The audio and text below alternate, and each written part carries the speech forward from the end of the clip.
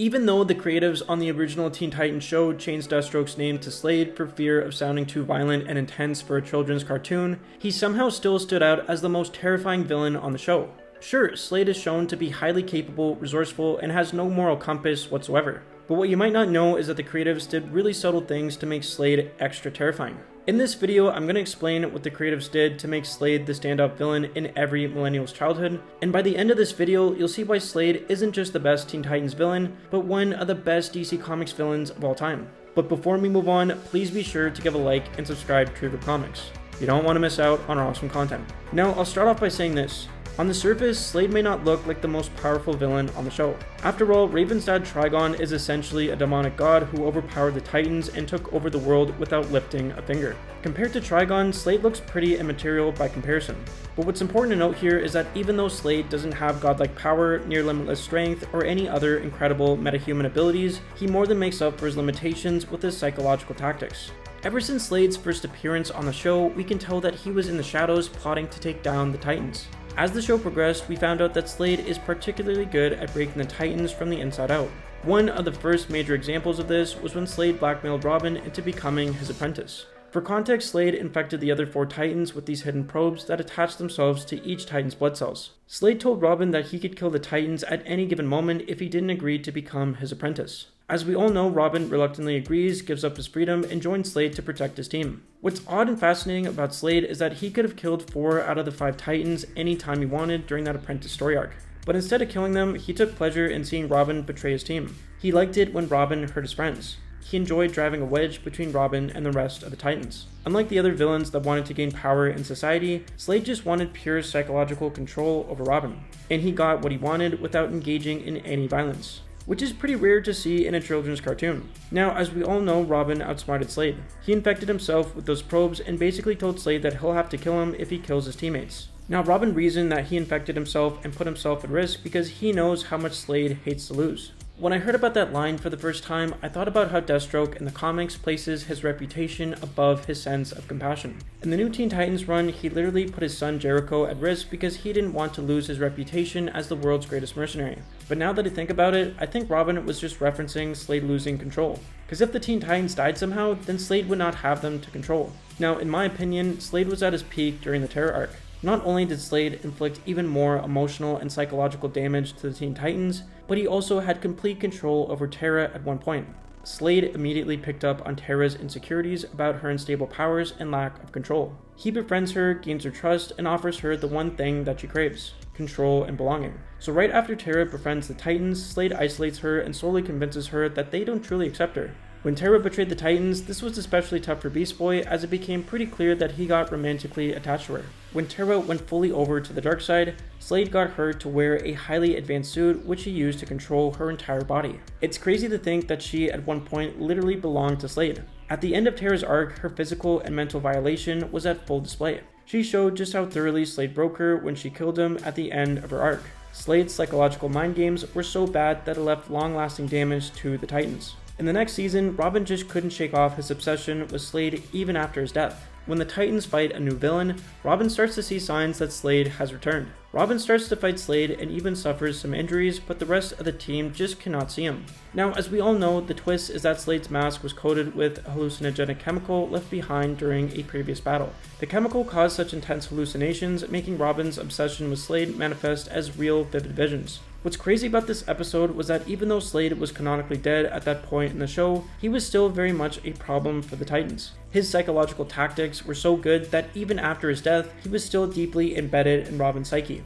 The unresolved traumas from Slade's manipulations were so deep that not only did Robin stop trusting his friends, but he also started to stop trusting his own senses. For a kid's show, this was a surprisingly deep way to explore psychological trauma. Now, you probably know that Trigon brought Slade back from the dead to make him carry out his bidding. Even though Slade now had supernatural powers and relied on his old breaking people from the inside tricks, his return made him even more terrifying as it gave him this aura of invincibility. Sure, Slade got lucky.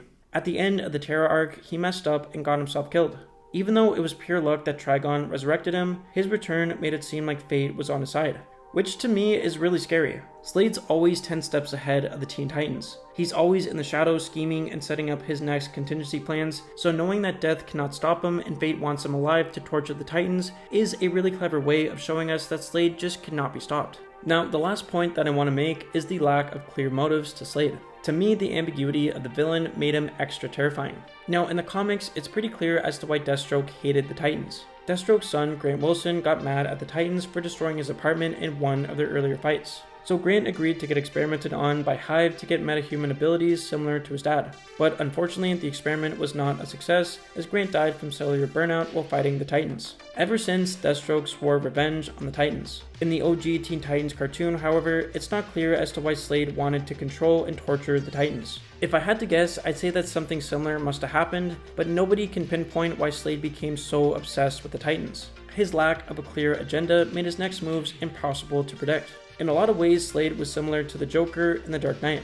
From the beginning of the film, we knew that the Joker was an agent of chaos, but his lack of identity, motives, and contradictory behavior made his next moves impossible to predict. And I'd argue that Slade's ambiguous nature made the Titans' job extra terrifying. Every time they had a near-death experience with Slade, their lack of answers made it harder to reconcile with those traumatic experiences. Every time the Titans had a near-death experience with Slade, it honestly reminded me of that Spider-Man Torment story arc by Todd McFarlane. To make a long story short, Spider-Man had a near-death experience with a villain that he never came across. And him not knowing why this villain wanted to kill him is what caused him so much torment.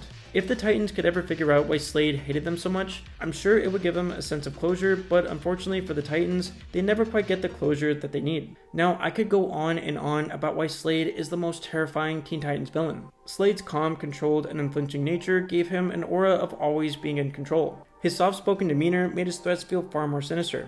A villain who doesn't even need to shout is oftentimes more frightening than the ones who do. His grounded and serious tone made him really stand out in that cartoon. When everyone else was colorful and had over-the-top reactions, Slade never acted goofy or cracked any jokes. He pretty much only talked when it was completely necessary.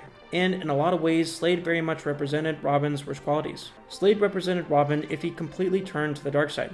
And at one point, Robin let his obsessive, ruthless, and deceptive tendencies get the best of him. As we all know, Robin took on the Red X persona to get closer to Slade. His big mistake, of course, was lying to his friends about his plan. His attempt to get closer to Slade definitely damaged his relationship with his friends. Now that I think about it, he's lucky that the Titans were so forgiving of him. Had the Titans not held him accountable and gave up on him, who knows? He probably would have turned out similar to Slade. It's pretty incredible how this Teen Titans cartoon gave us such a unique take on Deathstroke.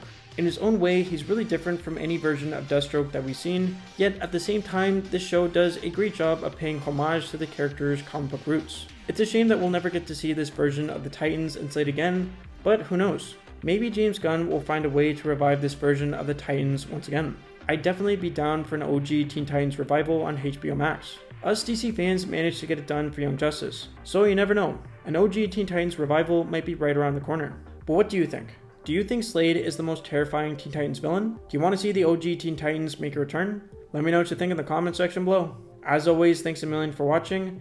Please be sure to give this video a like and subscribe so that you won't miss out on awesome content. Stay groovy.